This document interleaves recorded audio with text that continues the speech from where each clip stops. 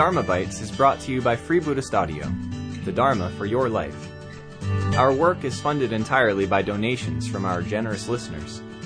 If you would like to help us keep this free, make a contribution at freebuddhistaudio.com/donate. Thank you, and happy listening.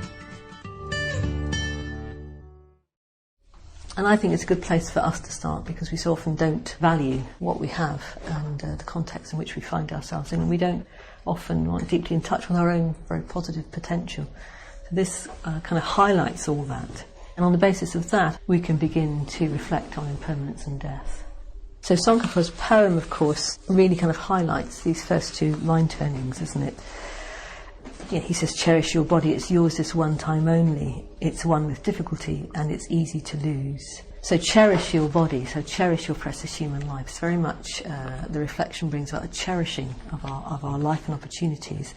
But then within that context, you reflect that it's one with difficulty and easy to lose, and that then all worldly things are brief, like lightning in the sky. And this life, you must know, is a tiny splash of a raindrop, etc.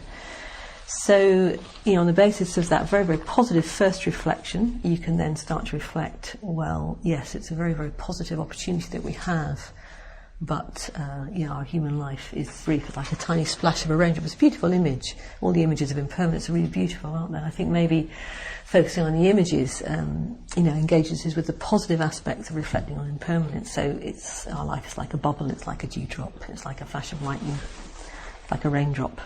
So we reflect that, yes, it's very, very positive, our human life, but it's fragile and impermanent. And so we reflect in the second one on the impermanence of all worldly things, but perhaps particularly on the fragility and impermanence of our own life. The knowledge that we must die, that we will die, there's no escaping it. And we do have a tendency, very strong tendency, don't we, to disregard our own mortality. It's very, very hard for us to really think that we're going to die.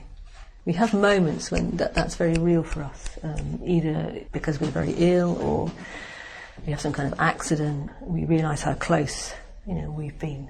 Sometimes people, I think, I'm not a mother, but sometimes people giving birth say that, feel at that moment very close to death as well as life. And also when close friends, relatives of ours die, when we see somebody die, we feel that possibility much more tangibly, but it so easily fades. So easily fades. Some of it remains with us, but it's very hard to keep it as a reflection. It's a positive reflection. So this whole set of reflections is enabling us and help us to do that.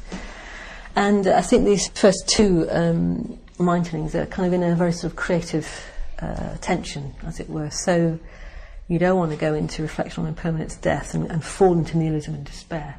You want to maintain the basis of reflection on the precious human birth and all the opportunities that you have, but you don't want to get complacent about that and think you're going to live forever.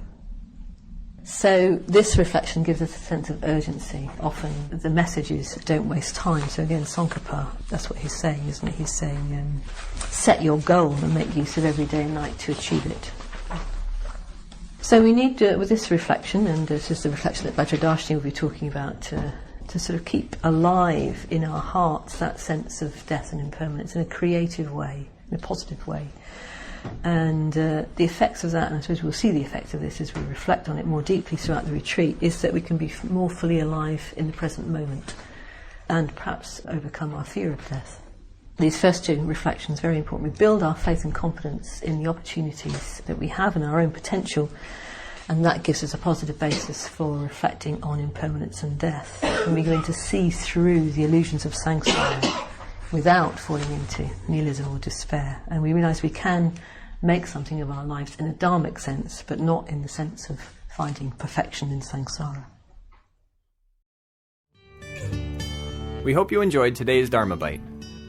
Please help us keep this free.